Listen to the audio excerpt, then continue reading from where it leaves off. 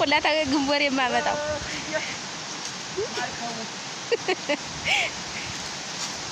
አይዞህ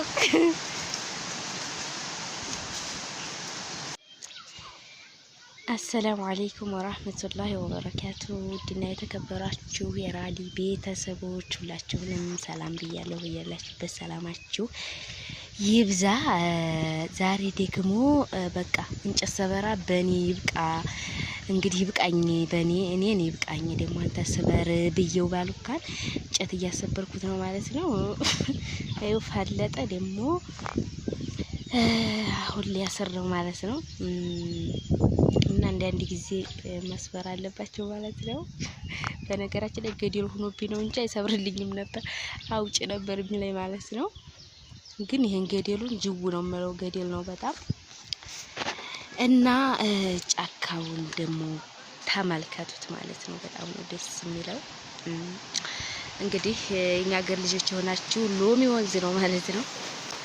እና የሸንኮራው ሀገር ባህያ ነው በነገራችን ላይ የምንጭነው። ፍልጡ በጣም እርጥብ ስለሆነ ይካበዳል። እንግዲህ ይህንን ይመስላል ማለት ነው። ውድ እህቶቼ እና ሎሚ ወንዝ እንግዲህ ሸንኮራ ያላችሁ ምናምን ይኸው ብርገጉ የናፈቃችሁ ጭምኛ ሀገር ልጆች ብዙ አላችሁ ብዬ ነው። እና ይሄንን ይመስላል የሎሚ ወንዝ ሸንኮራ እንግዲህ ይሄንን ይመስላል ማለት ነው። እህቶቼ የማን እንደሆነ ግን ለይቼ አላውቀውም። ወይኔ ይሄ ብርገጉ ሲያስፈራ ማለት ነው። በጣም ነው የሚያስፈራው። እና ይሄው ተበርግጎ እንትን ሲልባቸው በርበሬ ተክለውት ማለት ነው ግርጌ ላይ። እና እስኪ ላይክ አድርጉ።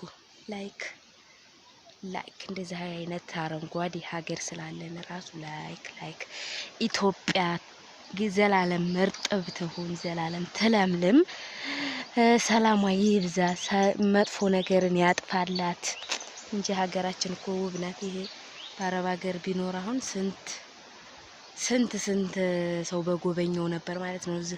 በዴላ ቡና ይዘው ምናምን ይጎበኙት ነበር ማለት ነው። ግን እንቁልልጫቸው የላቸውም እነሱ። ቢኖራቸው አቦራ ነው ጎራውም ያቦራ ቆለል ምናምን ይሄ አሴ ምናምን ነው። እና እንግዲህ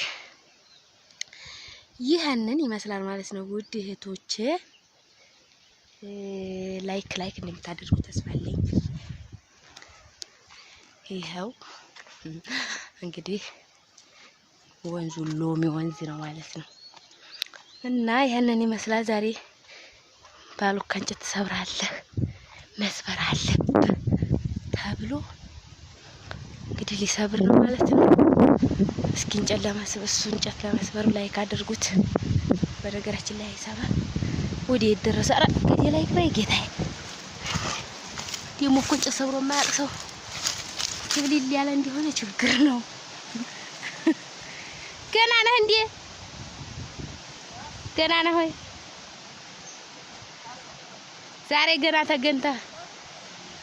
ገና ተገንተህ የለም እንክት አድርገህ ሰራት።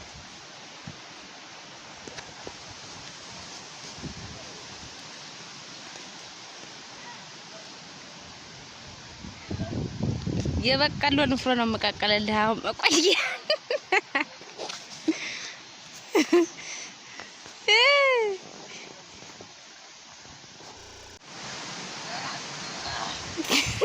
አልቻሉትም ራሱ። አሁን ጓደኛ መጣለት እኔ ላጫጭን ነበር። የአላህ ገደሉን በብለው ሊወጡት ነው።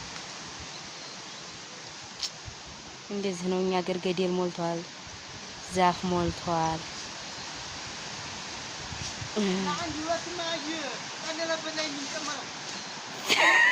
ማመሴ ወዴ ቆዳ በሱ እንግዲህ ያስወጣል። እሺ እንግዲህ ወዴ ነው የምጫው። ያዝ እንደዚህ እያልኩ ነው እኔ ገደሉን ቆላታ ግንቦር የማመጣው።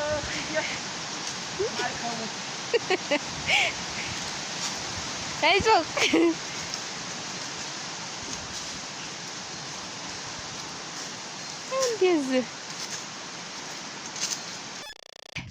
እንደዚህ ነው ማለት ነው።